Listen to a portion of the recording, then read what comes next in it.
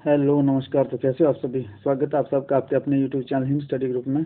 तो आज आपके लिए हम एक और मॉक टेस्ट लेके हाजिर है, जिसमें कि आपका रहेगा एचपीजी के रहेगा और इंग्लिश ग्रामर जो है वो आपका इसमें रहेगा।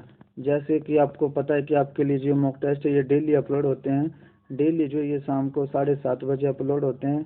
ठीक है, तो एक दिन आपका एचपीजी के रहता है, एक दिन आपका इंडियन जी के रहता है। इंग्लिश तो आपके साथ में चली रहती है। बाकी 7:30 बजे आपका डेली मॉक टेस्ट अपलोड होता है, तो अपने टाइम से इस मॉक टेस्ट को वॉच आउट कर लेना है।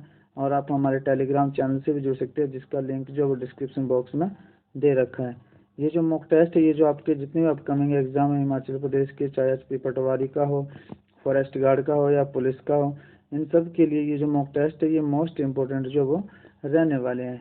तो मॉक टेस्ट आपको डेली अपलोड होते हैं, आप अपनी तैयारी रखिए। बाकी आपके लिए मॉक टेस्ट जैसे भी होते अपडेट होते रहेंगे। कभी टाइम लगेगा तो हिंदी ग्रामर का भी इसमें ऐड कर देंगे हम। ठीक है, एक दिन आप जीके तो आपका कंटिन्यू रहेगा, या फिर इंग्लिश के साथ हिंदी ग्रामर, या जीके के साथ हिंदी ग्रामर भी आपका साथ में इसमें जो वो ऐड कर देंगे। तो चलिए स्टार्ट करते हैं आज का फर्स्ट क्वेश्चन। तो फर्स्ट क्वेश्चन आपका कि हिमाचल प्रदेश में राष्ट्रपति शासन कब लागू हुआ? तो हिमाचल प्रदेश में राष्ट्रपति शासन जो वो 1990 में लागू हुआ, 1998 में, 1995 में, या फिर 1992 में। तो हिमाचल प्रदेश में जो राष्ट्रपति शासन है, ठीक है, कितनी बार लगा है तो वो भी आपको कमेंट सेक्शन में कमेंट करके बताना है। तो हिमाचल प्रदेश में फर्स्ट टाइम जो राष्ट्रपति शासन लगा था वो लगा था आपका 30 अप्रैल 1977 को। फर्स्ट टाइम की बात कर रहा हूँ मैं, ठीक है। फर्स्ट अप्रैल टाइम जो राष्ट्रपति शासन लगा था वो 1977 को लगा था। उसके बाद जो आपका राष्ट्रपति शासन लगा वो लगा है 15 दिसंबर 1992 को। तो इसमें ये ऑप्शन दे रखा है कि हिमाचल, सीधा क्वेश्चन पूछा गया, ऐसा नहीं पूछा कि हिमाचल प्रदेश में फर्स्ट टाइम राष्ट्रपति शासन कब लगा था। इसमें पूछा गया कि हिमाचल प्रदेश में राष्ट्रपति शासन कब लागू हुआ था। तो आपको उन्हीं ऑप्शन में से आंसर देना होगा जिस जो ऑप्शन आपको दे रखे होंगे। तो हिमाचल प्रदेश में जो राष्ट्रपति शासन लगा था ये 1992 में लगा था। ठीक है, फोर्थ इसका राइट आंसर हो जाएगा। चलते हैं नेक्स्ट क्वेश्चन की ओर। नेक्स्ट क्वेश्चन आपका, हिमाचल प्रदेश में विधानसभा के प्रथम अध्यक्ष कौन थे? तो हिमाचल प्रदेश विधानसभा के प्रथम अध्यक्ष जो वो कौन थे? वो जयवंत राम थे, कौल सिंह थे, कर्म सिंह, या इनमें से कोई नहीं। तो जो जयवंत राम थे ये हिमाचल प्रदेश के प्रथम विधानसभा के अध्यक्ष थे, जयवंत राम। चलते हैं नेक्स्ट क्वेश्चन की ओर। नेक्स्ट क्वेश्चन है कि महान चित्रकार नैन सुख, ठीक है, नैन सुख जो वो किस शैली से संबंधित है? महान चित्रकार नैन सुख जो वो किस शैली से जो वो संबंधित थे? तो ये पहाड़ी शैली से संबंधित थे, मुगल शैली से, ब्रिटिश शैली से, या फिर इनमें से कोई नहीं। तो जी नैन सुख थे आपके, नैन सुख ये थे आपके संबंधित पहाड़ी शैली से। इसकी शैली थी पहाड़ी। जो महान चित्रकार नैन सुख थे वो पहाड़ी शैली से जो वो संबंधित थे। चलते नेक्स्ट क्वेश्चन की ओर। नेक्स्ट क्वेश्चन है कि कांगड़ा दुल्हन, कांगड़ा की दुल्हन, ठीक है, कांगड़ा की दुल्हन वो गद्दड़ किसकी कृतियां हैं? तो ये अमृता शेरगिल की है, सरदार शोभा सिंह की है, निकोलस रोरी की है, संसार चंद की है। तो ये आपकी जो कांगड़ा की दुल्हन और कांगड़ा गद्दन है ये कृतियां आपकी सरदार शोभा सिंह की, ठीक है, सरदार शोभा सिंह की कृतियां आपकी कांगड़ा की दुल्हन और गद्दन। तो सरदार शोभा सिंह इसका राइट आंसर हो जाएगा। चलते हैं नेक्स्ट क्वेश्चन की ओर। नेक्स्ट क्वेश्चन है कि चंपाकलम का विकास किस राजा के शासनकाल में हुआ था? चंपाकलम का विकास जो किस राजा के शासनकाल में हुआ था? साहिल वर्मन, राज सिंह, राम सिंह, या मेरू वर्मन। तो जो चंपाकलम का विकास हुआ था वो हुआ था आपका राजा राज सिंह के शासनकाल में, राजा राज सिंह, ठीक है। तो राजा राज सिंह के शासनकाल में जो आपका चंपाकलम का जो वो विकास हुआ था। तो राजा राज सिंह जो इसका राइट आंसर हो जाएगा। चलते हैं नेक्स्ट क्वेश्चन की ओर। नेक्स्ट क्वेश्चन आपका कि बादल हेमनद हिमाचल प्रदेश के किस जिले में स्थित है? तो जो बादल हेमनद है हिमाचल प्रदेश के किस जिले में स्थित है? कांगड़ा में, लाहौल स्पीति में, सिरमौर में, या फिर चंबा में। तो सबसे पहले जो बादल हेमनद है, बादल हेमनद ये किस नदी को पानी देता है? तो ये देता है आपका रावी नदी को, ठीक है, रावी नदी को ये पानी देता है। और ये स्थित है आपका कांगड़ा डिस्ट्रिक्ट में। कांगड़ा डिस्ट्रिक्ट में जो बादल हिमनद आपका स्थित है, एक बादल हो गया और एक तांतेगिरी हो गया, बादल और तांतेगिरी ये दोनों हिमनद जो आपके ये कांगड़ा डिस्ट्रिक्ट में स्थित है और रावी नदी का जो है वो निर्माण करते हैं। तो कांगड़ा इसका राइट आंसर हो जाएगा। चलते हैं नेक्स्ट क्वेश्चन की ओर। नेक्स्ट क्वेश्चन है कि बड़ा सिगड़ी ग्लेशियर से किस नदी को पानी मिलता है। तो जो बड़ा सिगड़ी ग्लेशियर है इससे किस नदी को पानी मिलता है, ये ब्यास को मिलता है, सतलुज को मिलता है, चिनाब को मिलता है या रावी को। तो जो बड़ा सिगड़ी ग्लेशियर है इससे मिलता है आपकी चिनाब नदी को पानी। तो चिनाब इसका जो वो राइट आंसर हो जाएगा। चलते हैं नेक्स्ट क्वेश्चन की ओर। नेक्स्ट क्वेश्चन आपका कि धुधोण और पार्वती ग्लेशियर किस जिले में स्थित है। तो धुधोण और पार्वती ग्लेशियर ये चंबा में स्थित है, कुल्लू में, सिरमौर में या फिर किन्नौर में।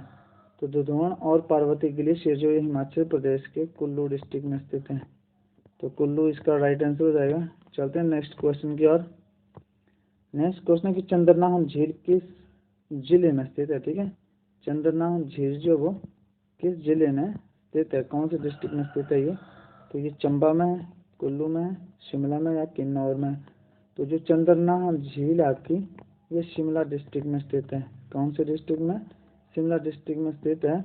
और ये जो आपकी कौन सी पर्वत चोटी पर स्थित है, ये चांसल पर्वत चोटी पर स्थित है। ठीक है, ऐसे पूछा कि चंद्रनाहन झील कौन सी पर्वत चोटी पर स्थित है, तो ये चांसल पर्वत चोटी पर स्थित है आपकी चंद्रनाहन झील शिमला डिस्ट्रिक्ट में।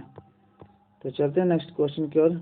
नेक्स्ट क्वेश्चन है कि पद्म संभव का नाम किस झील से जुड़ा हुआ है। पद्म संभव का नाम किस झील से जुड़ा हुआ है, खजियार से, रिवाल्सर से, डल से या पराशर से।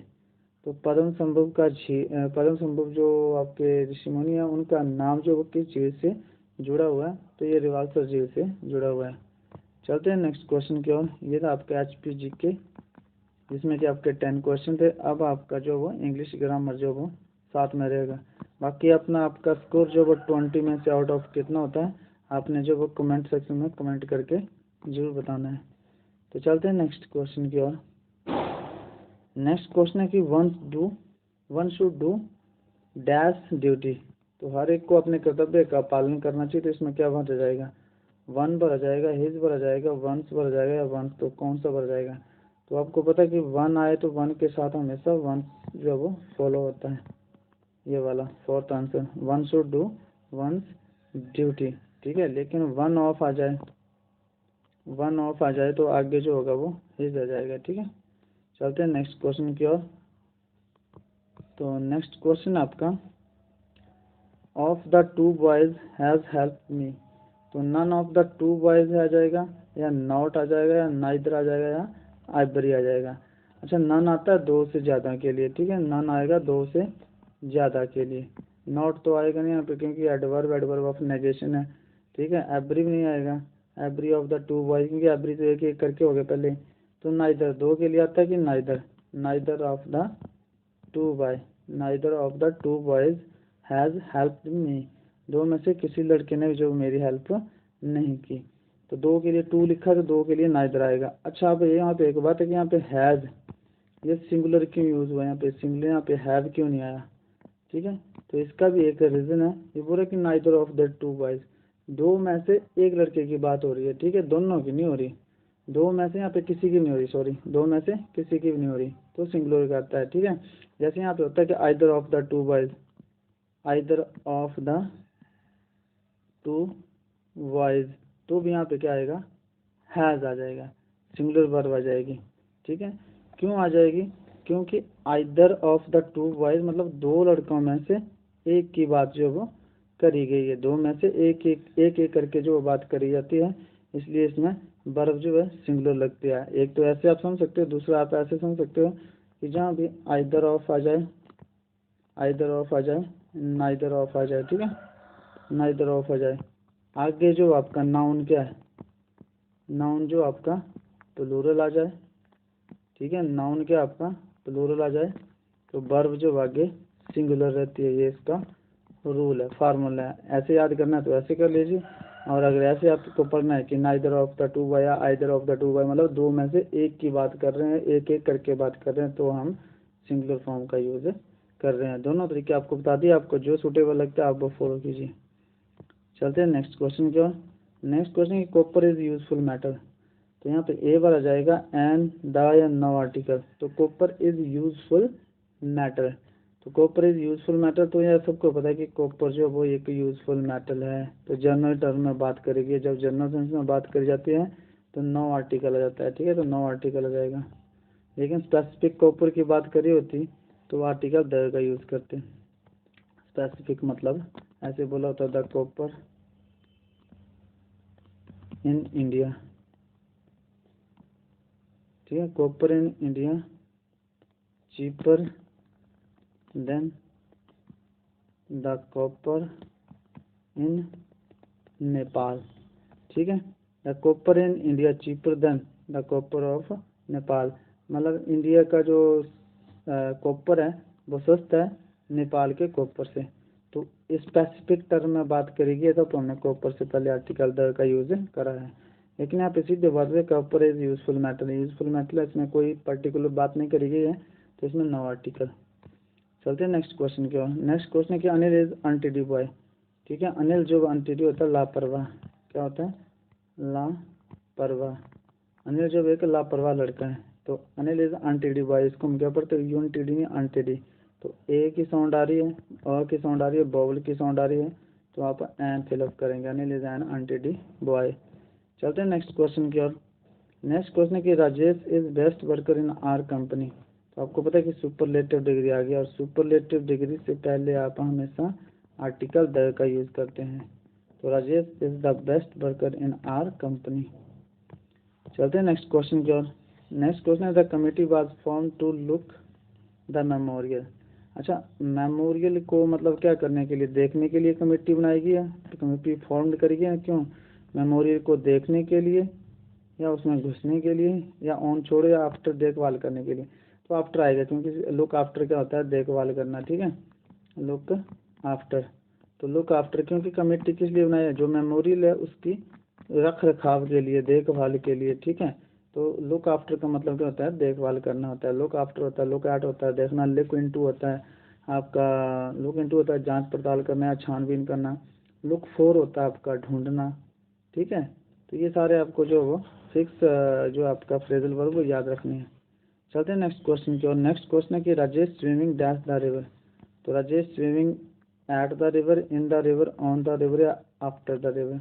तो Rajesh swimming in the river, वो नदी में तैर रहा है, तो नदी में ये तो आप इनका यूज़ करेंगे। चलते हैं नेक्स्ट क्वेश्चन की और। नेक्स्ट क्वेश्चन आपके Anil deals garments. Anil deals garment, तो आपको पता है कि डील्स के साथ एक तो विद का यूज़ किया जाता है, एक इन का यूज़ किया जाता है। जब पोलाइट रिक्वेस्ट की बात हो, ठीक है, तो आप डील विद का यूज़ करेंगे। जब पर्सन से आप डील करते हो उसके व्यवहार से, पोलाइटली व्यवहार है आपका पर्सन के साथ, तो आप विद का यूज़ करेंगे। और बिजनेस पर्पज से करेंगे तो आप डील्स इन का यूज़ करेंगे। अनिल डील्स इन गारमेंट्स, तो इन आ जाएगा यहाँ पे। चलता है, इसका मतलब होता है कि व्यापार करता है, ठीक है, बिजनेस करता है गारमेंट्स में। नेक्स्ट क्वेश्चन आपका कि he helps me change into passive voice. Present definite में तो इसको कंटिन्यूस में चेंज करेंगे।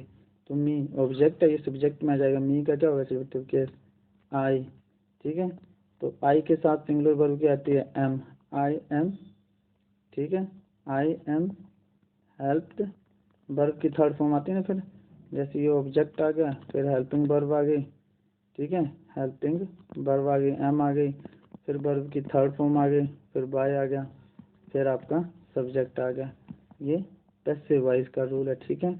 और एक्टिव वॉइस का रूल क्या है, सब्जेक्ट प्लस वर्ब की फर्स्ट फॉर्म के साथ एस या E S plus object, present indefinite कर उसको प्रेजेंट कंटिन्यूस में कन्वर्ट करते हैं। तो I am help by him आ जाएगा, ठीक है, बाय ये आ गया और हिम ये आ गया। चलते हैं नेक्स्ट क्वेश्चन की ओर। नेक्स्ट क्वेश्चन है कि he is doing this work change into passive voice. अब ये आपका किस में, प्रेजेंट कंटिन्यूस में, तो ये बीइंग में चेंज होगा। तो ऑब्जेक्ट फिर सब्जेक्ट की जगह ले आओ। दिस वर्क, हेल्पिंग वर्क क्या सिंगुलर है, सिंगुलर रहेगा, दिस वर्क इज, अब बीइंग लग जाता है, ठीक है, this work is being done by him आ जाएगा। अब आपको पता है कि जो आपका कंटिन्यूस उसका स्ट्रक्चर क्या होता है, subject plus is am are, ठीक है, प्लस वर्ब की fourth form plus object, verb की फोर्थ फॉर्म आईएनजी वाली। तो जब इसका पैसिव वॉइस करेंगे तो object plus is am are जो सूटेबल होगा वो फिर आ जाता है प्लस बीइंग, ठीक है, प्लस वर्ब की third form plus by plus subject, ये रूल है सिंपल सा। तो इसका हो जाएगा this work is being done by him. तो ये था आपका आज का सेशन जिसमें 20 क्वेश्चन थे। 20 में से आपका स्कोर कितना हुआ अपने कमेंट सेक्शन में कमेंट करके जरूर बताना है। तो मिलते हैं नेक्स्ट सेशन में, तब तक के लिए जय हिंद जय भारत।